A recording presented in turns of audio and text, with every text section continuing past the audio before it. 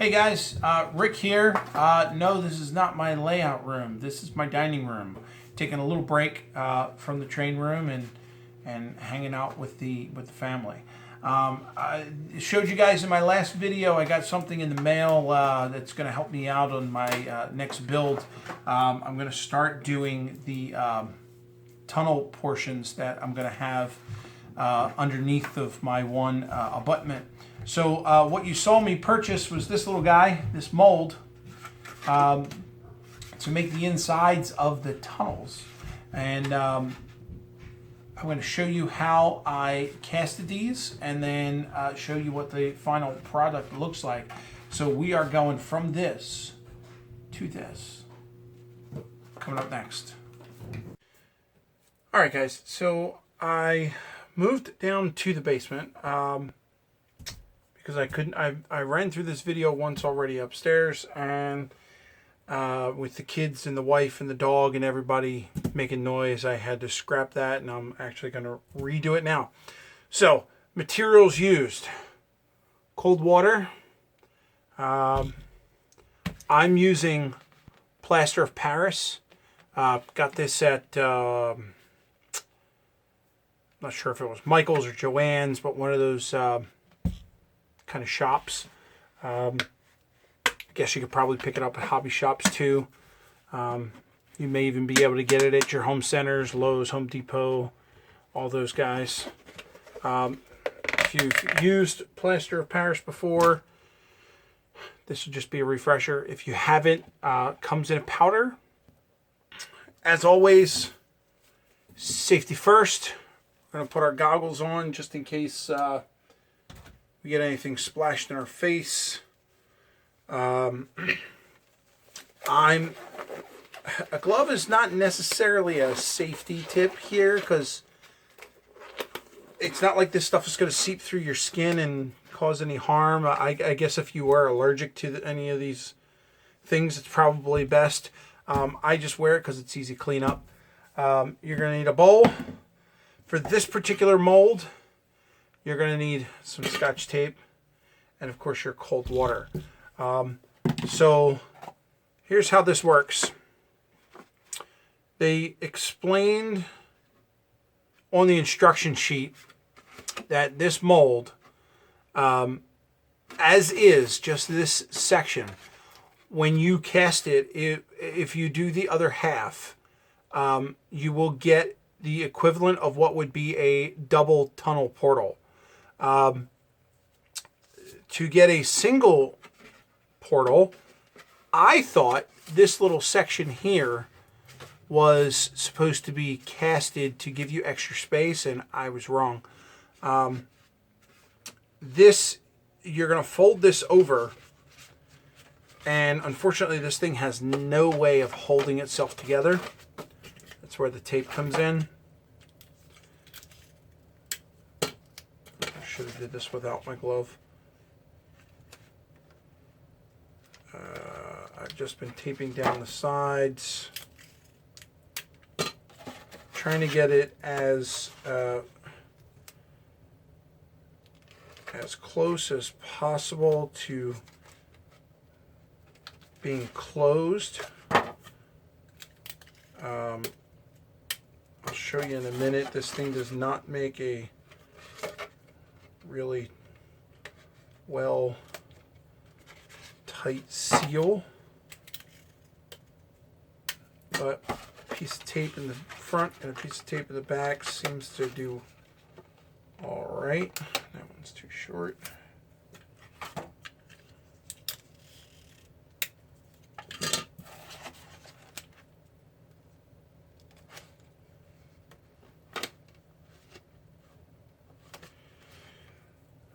So that's what you want down there to look like. So now you actually have the height of this line here over and down, and two of those sections together will give you a single portal. So first thing you want to do is make sure that your surface is clean. You don't want any prior plaster in there or any dirt or anything. And then the mold is good to go. Grab your bucket. Start with some water. Now I am... Oh, you also need a paintbrush. Well, at least I'm using a paintbrush. The instructions here say 2 to 1 ratio. So I believe it's 2 parts of this to 1 part of water. Yeah, so 2 parts plaster, 1 part water. I am not measuring. I'm just going free-handed and saying, okay, palm full, we're going to start with that, because actually the first thing that I want is something really soupy, because I found that if you coat this thing first, it seems to get in all the grooves better. You just want to make sure that you feel the bottom and get all the clumps out and make sure it is mixed really, really well.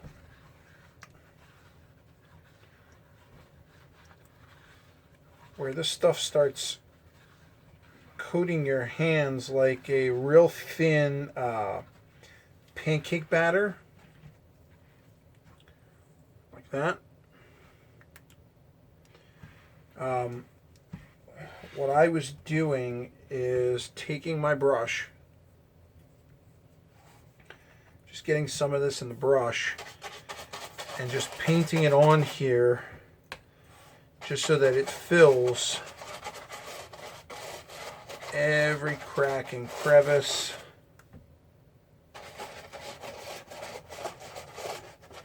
So that there's no missed spots. And the other thing I noticed by doing it this way is that if I do get any bubbles that form now, I can pop them very easily with the brush, because if you let them form after you've got the thick stuff on there, it's just going to show up on the other side. Now, of course, I'm pretty sure you can smooth it out later, but why do it then when you can do it now? I'm not using any type of release agent or anything. The instructions didn't say to, and honestly, I didn't think about it. So that's what I'm calling a base coat. Now I'm just going to add a little tiny bit more of this, not a full handful, because it's already getting thick just sitting there. Now, if you noticed, I used that brush and I got inside that groove where the fold is. I'm going to say that's pretty important also, because if you don't get something thin down there and you just plop this thick stuff right on top, it's going to run right through there and come out the bottom, and you're just going to have a whole mess on your hands. And you're also going to have to do a lot more cleanup on the actual finished product when you finally pop it out of the mold later, because there is going to be some flashing on the side and some seepage where it ran. All right, so now I'm just taking this stuff and kind of plopping it in place. It is still kind of thin. It's thickening up though. I can see it. I'm just working it in with my fingers, making sure I get it down in that groove. Again, you can use the paintbrush to make sure it gets down in there.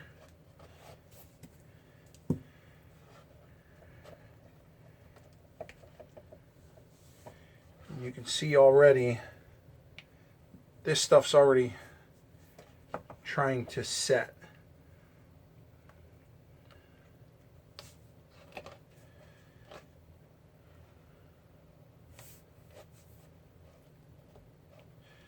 Now, the inside is what matters most, because that's where your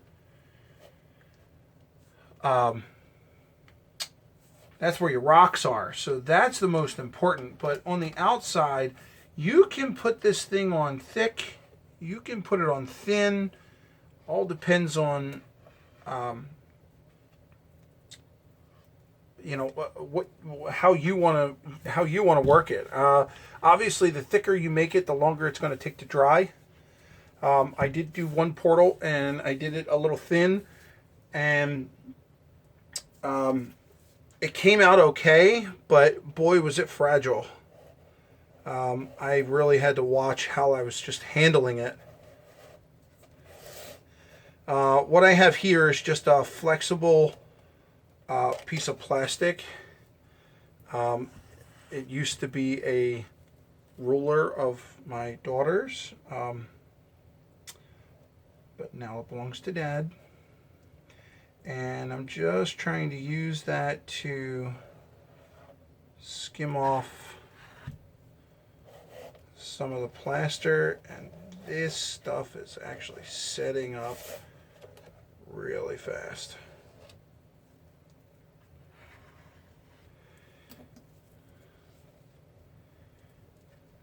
Yeah, that's actually solid. I'm just smoothing it out with my fingers at this point, but it's not even putty anymore. It's already solidifying, so this isn't going to take long. Now on the box it does say you should let it 24 hours, sit 24 hours to cure, but I found after 4 to 6 hours, I'm sorry, after 2 to 3 hours, you're able to pop the mold out of your item out of the mold. I wouldn't suggest playing with it at that point. You can set it aside and let it finish curing for a couple of more hours, but after 2 to 3 hours, you could certainly pop it out and let it air dry. All right, guys, I'm going to let this sit and dry, and I will be back.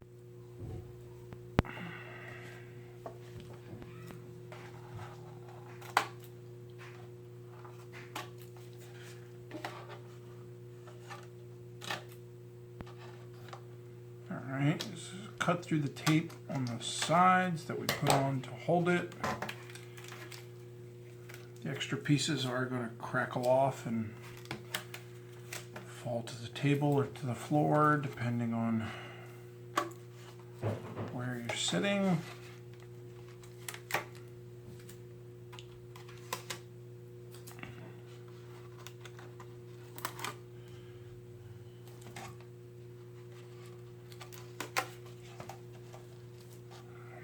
Alright, this part is that extra piece that they tell you you've got to fold up to make it a shorter mold.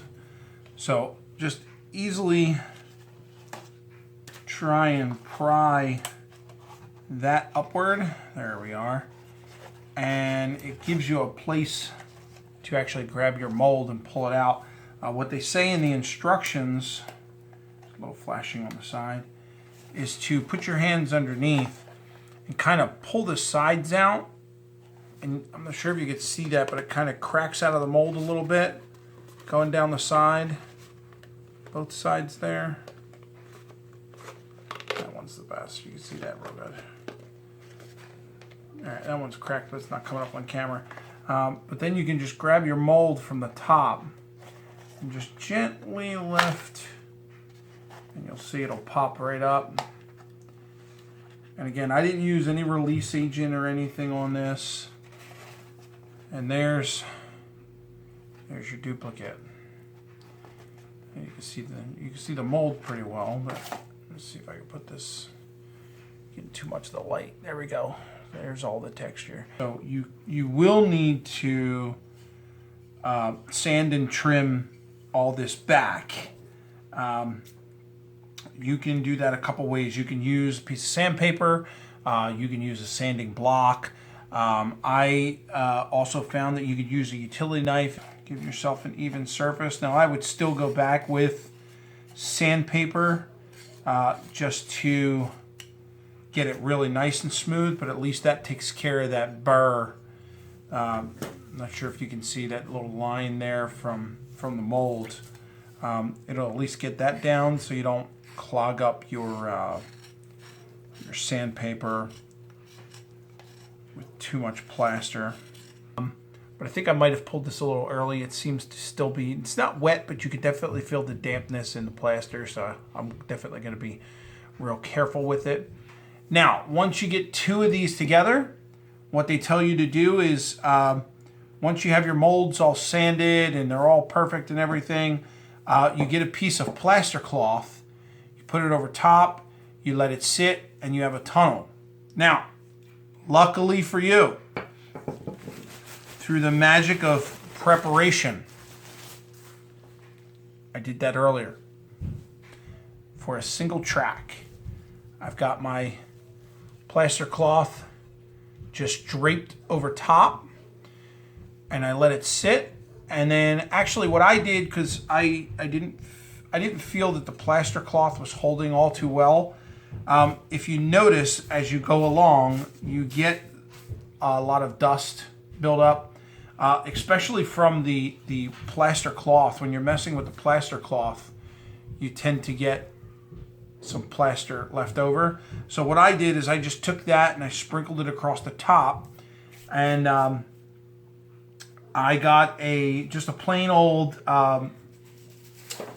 brush, and I kept dipping it in the water, and I dampened all this up, just making sure it got a good seal, and then ran some across the top to seal that in. And it feels kind of stiff to me. Of course, I don't want to pull it all the way apart, but it holds its own. So this is what the inside looks like on both sides. Now you'll notice there's a crack there in the center. Not a crack, but that's where the seam is.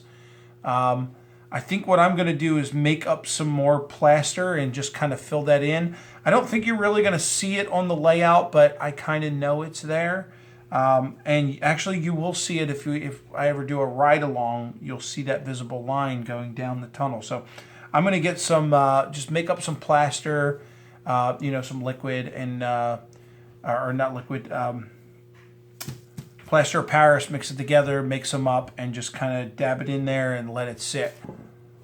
I got another project coming up soon where I show you how to create your own tunnel portals from a mold. So I'm creating a mold and then casting my own portals. So we'll see how that goes. This is going to be great. After this, it's just a little bit of paint and then put it down the layout and get it all glued in and stuck shut. So I'm going to continue doing that. I'll see if I can film it when I'm ready. I'm not sure if I'm ready to do the install first, but I was really excited to get this much part of it done. And again, if you guys like what you see, go ahead and subscribe, like the video, give me those thumbs ups, and we'll keep the videos coming. Yeah, let's keep it rolling and let's ride these rails together. See ya.